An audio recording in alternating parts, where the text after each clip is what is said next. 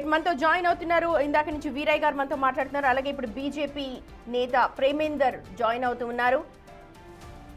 వీరయ్య గారితో మాట్లాడాను నేను. ప్రేమేందర్ గారు, హలో అండి. వస్తుందా నా వాయిస్? వస్తోందండి. ప్రేమేందర్ గారు వస్తోంది. ప్రేమేందర్ గారు, మొత్తం రాష్ట్రం అంతా కూడా బీజేపీతో నింపేయాలని అటు మోదీ సంకల్పించుకున్నారు. ఇటు రాష్ట్రంలో పరిస్థితి, లేకపోతే మున్సిపల్ కావచ్చు, ఇతర ఎన్నికల్లో కూడా బీజేపీ 3వ స్థానానికే పరిమితం అయిపోయింది. అంతర్మదనం చేసుకునే అవకాశం ఉందా? ఎలా ముందుకెళ్ళబోతున్నారు? ఇప్పుడు ఒకటి, ఎన్నికలు తప్పక అధికార పార్టీకి అనుకూలంగా ఉండే అవకాశం ఉంటుంది. ఏ రాష్ట్రంలో అయినా మనం చూస్తున్నాం, అక్కడ ఉండే ఒక అధికార పార్టీకి అనుకూలంగా. ఇప్పుడు మొన్న మహారాష్ట్ర బీజేపీకి అనుకూలంగా ఉంది, మిగతా తమిళనాడు లేకపోతే కర్ణాటక, అక్కడ ఎవరైతే రూలింగ్లు ఉంటారో వాళ్ళకు అనుకూలంగా ఉండే అవకాశాలు ఉంటాయి. ఎందుకంటే ఇంకా కొన్ని రోజులు వాళ్ళు అధికారంలో ఉంటారని. ఏది ఏమైనప్పటికీ భారతీయ జనతా పార్టీ ఎన్నికకు తన బలాన్ని పెంచుకుంటున్నది. ఇప్పుడు మీరు 18లో మేము ఒక ఎమ్మెల్యే స్థానం సాధించినాం, 23కి వచ్చే వరకు 8 ఎమ్మెల్యేలు, 19లో 4 పార్లమెంటు, అదే 24కి వచ్చే వరకు 8 పార్లమెంటు. తర్వాత అప్పుడు కేవలం 18లో 7% ఓట్స్, 23కి వచ్చే వరకు 15% ఓట్స్, 19లో కేవలం మేము 19% ఓట్స్, అదే 24కి వచ్చే వరకు 35% ఓట్స్. మొన్న సర్పంచ్ ఎన్నికల్లో దాదాపు 1000 సర్పంచ్లు గెలిచినాము. ఇప్పుడు ఏంటంటే మా ఓటింగ్ పర్సంటేజ్ మా వార్డ్స్ ఇవి తప్పక మాకు పెరుగుతున్నాయి. కాబట్టి మేము విస్తరిస్తున్నాం. మిగతా 2 పార్టీలు కూడా వాటి డిక్రీజే, కానీ వాళ్ళు ఇంకా ఇంక్రీజ్ అయ్యేది లేదు వాళ్ళ పరిస్థితి, ఇటు అటు ఇది చేయడం. కాబట్టి భారతీయ జనతా పార్టీ తప్పక రాబోయే ఒక అసెంబ్లీ ఎన్నికల నాటికి ఈ రాష్ట్రంలో అధికారంకి వచ్చేటువంటి ఒక బలాన్ని సాధిస్తాం.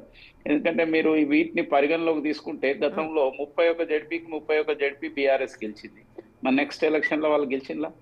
కాబట్టి ఇక్కడ ఎట్లుంటుందంటే అధికార పార్టీకి అనేక రకాల అనుకూలతలు ఉంటాయి.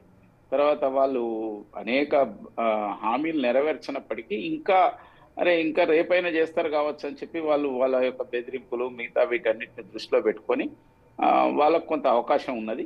కాబట్టి భారతీయ జనతా పార్టీ పెంచుకుంటున్నది. బీఆర్ఎస్ కూడా 10 ఏళ్ళు అధికారంలో ఉండి వాళ్ళు సాధించింది పెద్దగా ఏమీ లేదు. వాళ్ళకి అంత లీడర్షిప్ ఉంది, డబ్బులు ఉన్నాయి, అనేకం చేస్తేనే ఈ పొజిషన్కి వచ్చింది.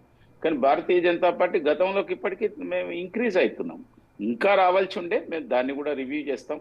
బట్ ఏది ఏమైనప్పటికీ బీజేపీ ముందుకు పోతున్నది, బలపడుతున్నది. ప్రేమేందర్ గారు, అర్బన్ ప్లేసెస్ లో అంటే ఓకే, సిటీస్ లో ఓకే, కానీ కొన్ని రూరల్ ప్లేసెస్ లో లేకపోతే గ్రామాల్లో క్షేత్రస్థాయిలో ఎలా ఉందనుకుంటున్నారు మీ పార్టీ? లేదు, గ్రామాల్లో కానీ పట్టణాల్లో కానీ మేము బలపడుతున్నాం అని చెప్తున్నాం. ఇవాళ మేము అనేక వార్డులు గెలవకపోవచ్చు, కానీ అక్కడ మా ఓటింగ్ పర్సెంటేజ్ చూడండి. గతం మొత్తం ఓవరాల్ స్టేట్ ఓటింగ్ పర్సెంటేజ్ కూడా వస్తుంది సాయంత్రం కల్లా. మీరు చూడండి, మేము చాలా ఇంక్రీజ్ అవుతున్నాం, బలపడుతున్నాం.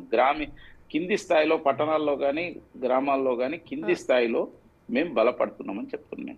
అయితే ఇప్పుడు ఇక్కడ ఇంకొక ఆసక్తికర విషయం ఏంటంటే, ఆల్ ఇండియా ఫ్రంట్ పెట్టిన కవిత మద్దతు తెలిపిన పార్టీ ఒకటి కైవసం చేసుకుంది, కానీ దేశం మొత్తం విస్తరించి ఉన్న బీజేపీ ఒకటి కూడా కైవసం చేసుకోలేదు. దీని మీద అందరు మాట్లాడుకుంటున్నారు. దీనికి ఏం చెప్తారు మీరు? నేనేమంటున్నానంటే, ఇప్పుడు ఒక చైర్మన్ కైవసం చేసుకోవడం అనేది ఒక రకంగా అక్కడ ఉండే ఒక స్థానిక అనేక పరిస్థితులను బట్టి ఉంటుంది. కానీ మేము వార్డులు సాధించడం కానీ ఓటింగ్ సాధించడం కానీ ఇది డిఫరెంట్. చైర్మన్ అనేది రావచ్చు, ఇప్పుడు మేము కూడా మాకు కొన్ని వస్తాయని చెప్పి మేము అంచనా వేస్తున్నాం. కానీ స్థానికంగా ఏదైతే రూలింగ్ పార్టీ చేసిన అక్రమాలు కానీ విచ్చలవిడి డబ్బు కానీ దానికి పోటీగా బీఆర్ఎస్ చేసిన యొక్క ఇది బీజేపీనే కాన్సన్ట్రేట్ చేసి అనేక చోట్ల బీజేపీని దెబ్బతీసే యొక్క ప్రయత్నం చేసిండ్రు. దాంట్లో కొంత మాకు నష్టం జరిగింది. కానీ ఏది ఏమైనా మేము తప్పక మళ్ళీ దీన్ని ఇంకా రివ్యూ చేసుకొని మేము ముందుకెళ్తాం. నేను చెప్తున్నాను కదా, మీరు మళ్ళీ కూడా విశ్లేషణ చేయండి. గతంలో కంటే ఇప్పటికీ మా బలం పెరుగుతుంది ఇంకా. కాబట్టి అసెంబ్లీ ఎన్నికల నాటికి ఇప్పుడు పార్లమెంట్ ఎన్నికల్లో బీఆర్ఎస్ 0 అయింది. లోకల్ బాడీ ఎలక్షన్లో గెలవచ్చు. మళ్ళీ మీరు చూడండి, మళ్ళీ అసెంబ్లీ ఎన్నికల నాటికి బీజేపీ ప్రధానమైన యొక్క స్థానానికి వస్తుంది. సో వచ్చే ఎన్నికల నాటికి బీజేపీ పుంజుకుంటుంది అని అంటారు, రైట్? వీరయ్య గారు, వీరయ్య గారు, అధికార కాంగ్రెస్ పార్టీకి ఎడ్జుకుంది కాబట్టి గెలిచింది పార్టీ అని అంటున్నారు. అండ్ సరే, మీరు అన్నారు 2 ఏళ్ల రేవంత్ రెడ్డి పాలన చూసి లేకపోతే చేస్తున్న సంక్షేమ పథకాలను చూసి. ఇక్కడ అందరికీ ఇంట్రెస్టింగ్ పాయింట్, కవిత మద్దతు తెలిపిన పార్టీ కూడా కైవసం చేసుకుంది. అసలు ఉనికి లేదు, ఎక్కడ కూడా పెద్దగా ప్రచారం ఇది కాకపోయినా సరే సీటు గెలుచుకుంది. సో ఇది ఒక పెద్ద బూస్టప్ పార్టీ కనుకోవచ్చా? ఆ ప్రాంతాల్లో మీరు ఎలా చేయబోతున్నారు? ఇప్పుడు ఒక మాట ఏంటంటే, ప్రేమేందర్ రెడ్డి గారు చెప్పినట్లు మొన్న సర్పంచ్ ఎన్నికల్లో వాళ్ళు 1000 ఏం గెలవలేదు, 600 గెలిచారు, 600 చిల్లర. ఒకటి పార్లమెంట్ ఎన్నికల నాటికి, మొన్న గ్రామ సర్పంచ్ ఎన్నికల నాటికి వాళ్ళ పార్టీ గ్రాఫ్ చాలా పడిపోయింది, బీజేపీ గ్రాఫ్. ఒకసారి మొన్న వచ్చిన పర్సెంటేజ్ చూసుకున్నా మనకు స్పష్టంగా అర్థమవుతుంది. మొన్న గ్రామ పంచాయతీ ఎన్నికల్లో 94 శాసనసభ ఎన్నికల ప్రాంతంలో ఎన్నికలు జరిగినాయి, మొత్తం 94 అసెంబ్లీ కాన్స్టిట్యుయెన్సీస్. అందులో స్పష్టంగా 8335 కాంగ్రెస్ ప్లస్ కాంగ్రెస్ రెబల్స్ గెలిచిన ప్రాంతాలు ఇవి.